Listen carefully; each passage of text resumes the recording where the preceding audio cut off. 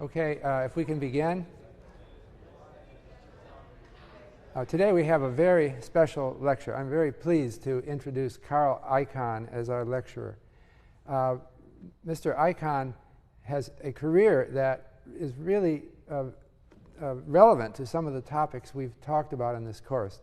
One theme we've talked about in this course is corporate democracy.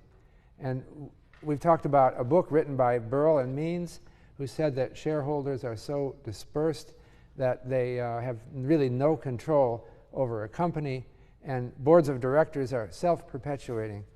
Well, Carl Icahn has made a career of really opposing that tendency in American business. Carl Icahn graduated from Princeton University pre-med in 1957.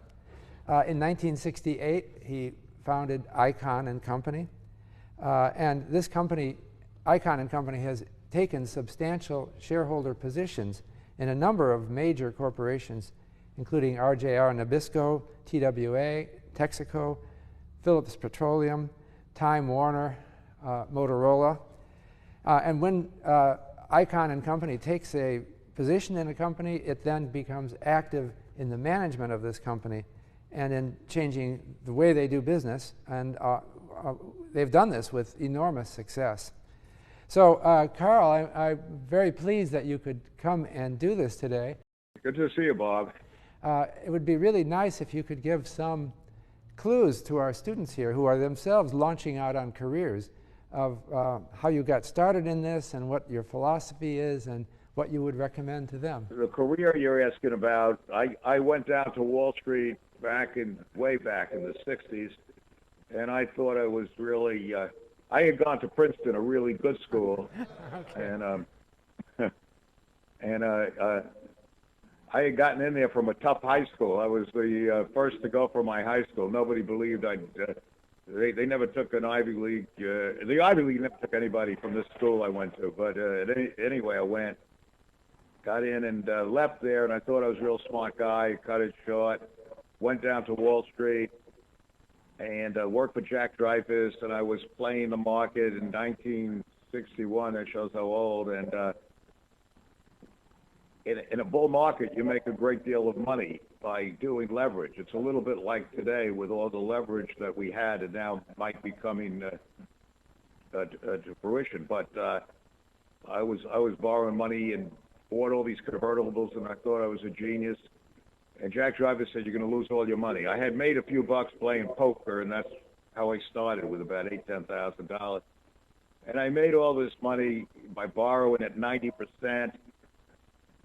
And I would go out, and I was making a lot more in 2 weeks than my father made in 2 years.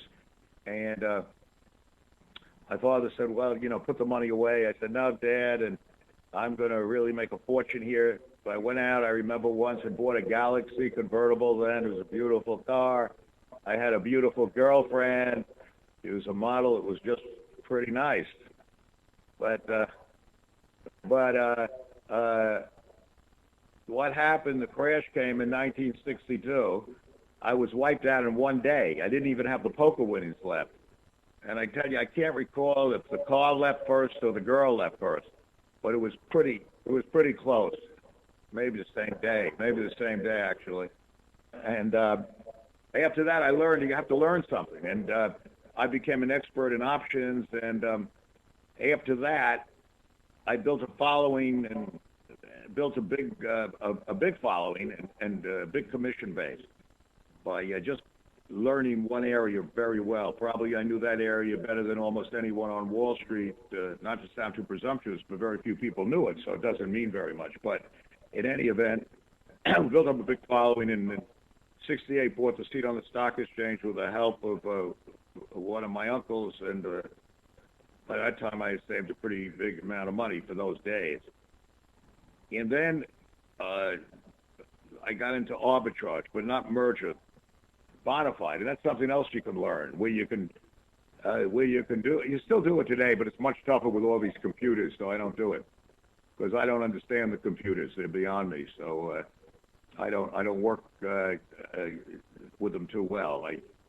Being a little facetious, but not too facetious. So you could buy different convertible bonds and short the stocks against them. You had no risk, but you could make a lot of money, and eventually we did real well with that. And what I do today still is pretty much the same idea. You buy stocks in a company that is cheap, and you look at the asset value of the companies that you buy the stocks in, and it becomes a little more complex. But basically, you look for the reason that they're really cheap, and the major reason is often and usually very poor management.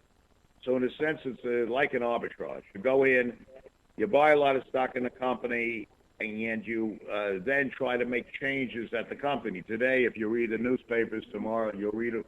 We're trying to do the same thing at Motorola, and if you bother to read the Wall Street Journal tomorrow, or maybe the Times, I don't know, you'll see a little bit of what we're trying to do there.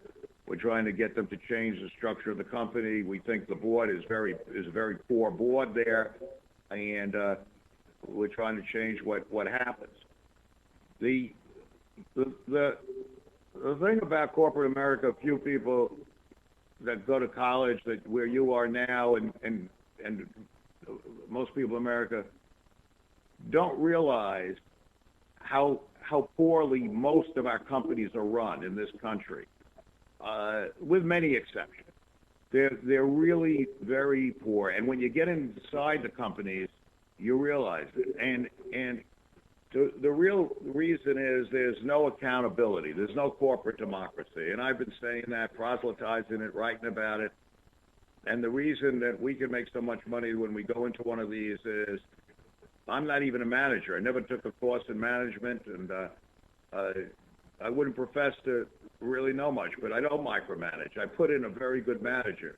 They cut the heck out of a course, but they changed the structure of the companies. And this is the problem in America today, in my opinion, that we are basically undermanaged. We can't compete because the best and the brightest don't get to be at the top of the corporate ladder. And I have a sort of a metaphor that's a little facetious, but not completely, about it. I call it anti-Darwinian.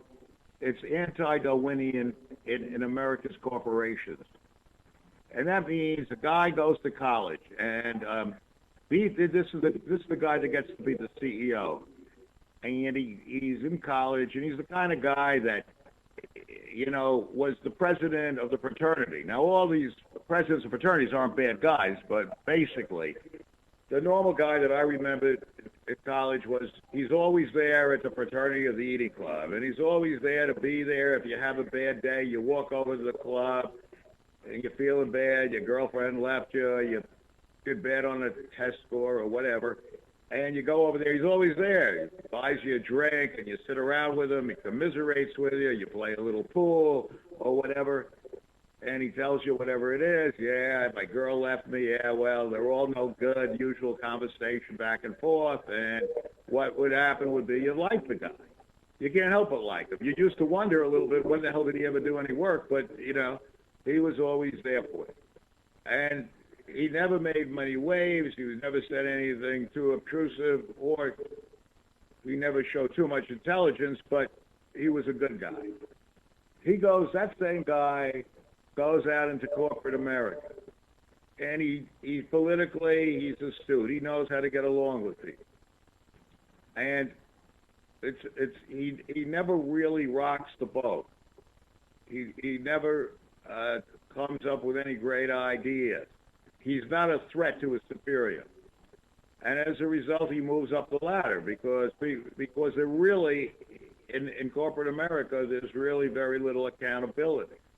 And what happens in corporate America, he moves up that ladder.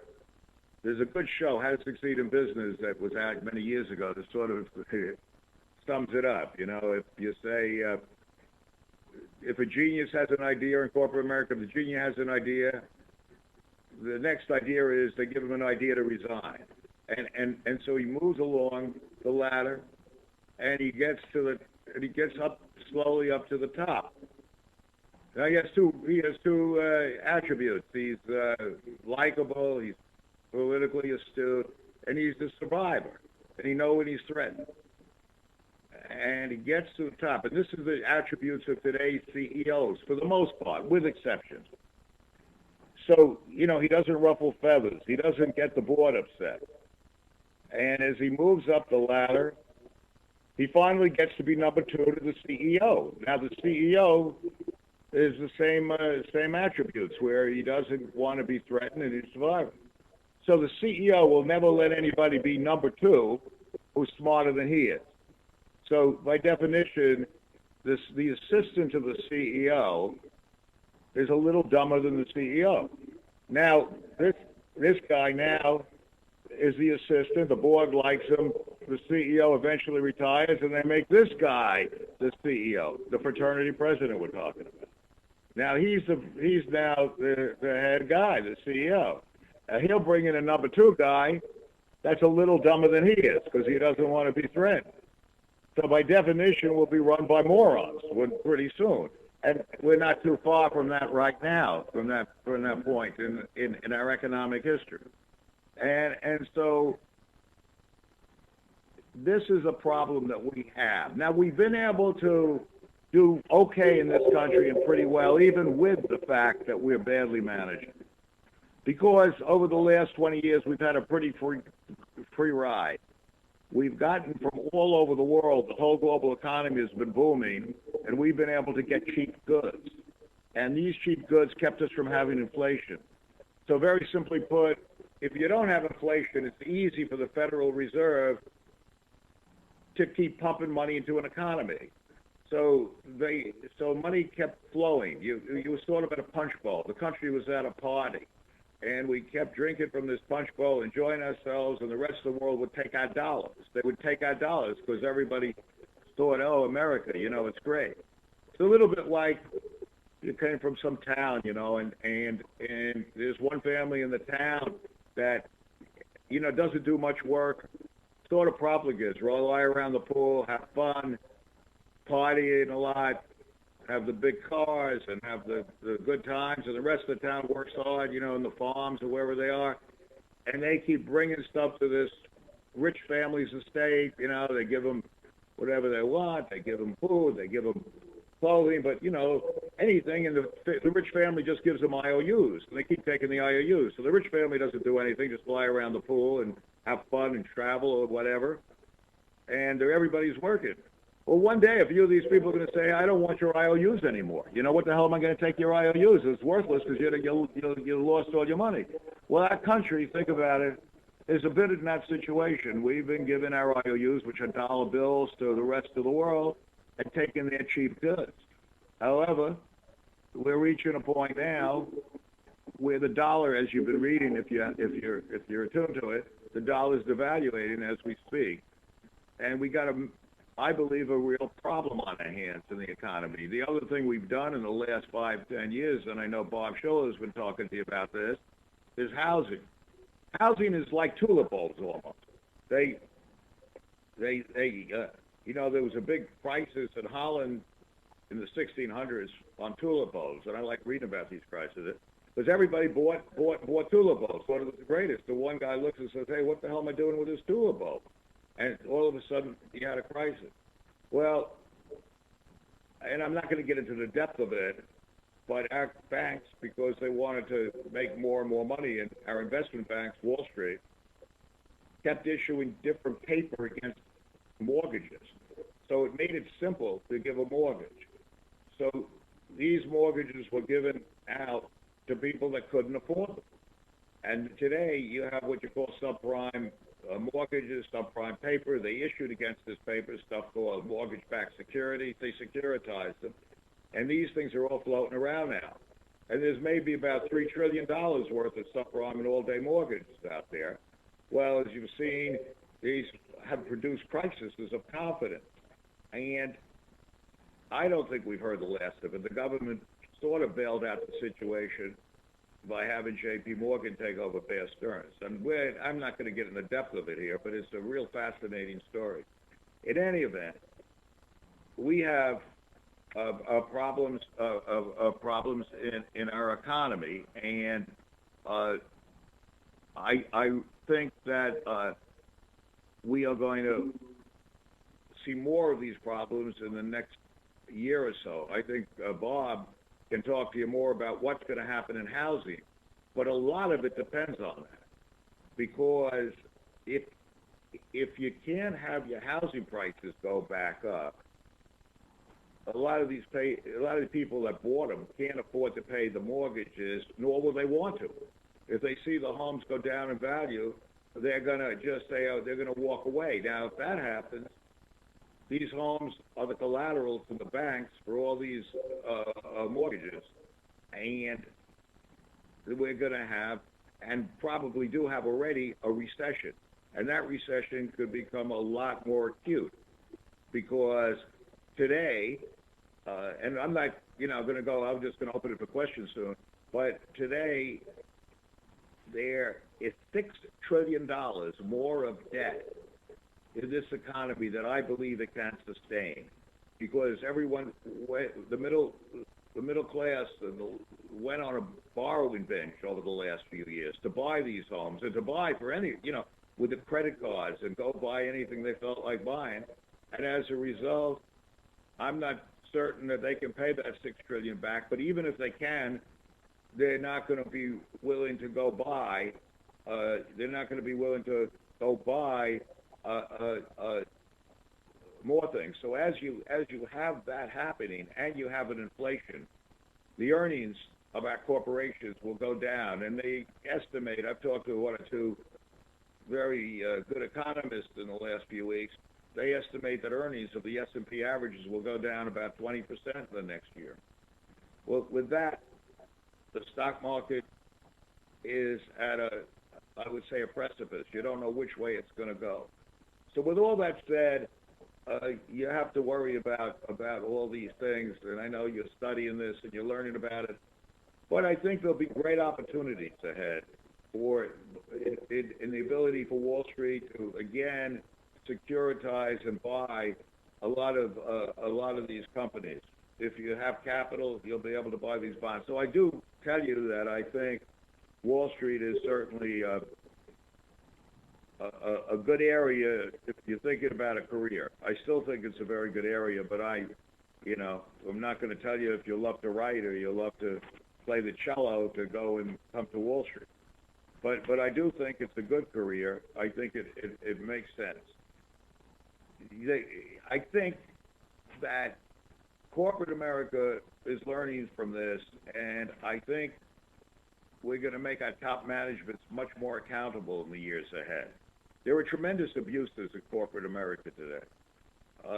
Your CEO makes 400 times what the average worker makes, and he's just simply not worth it.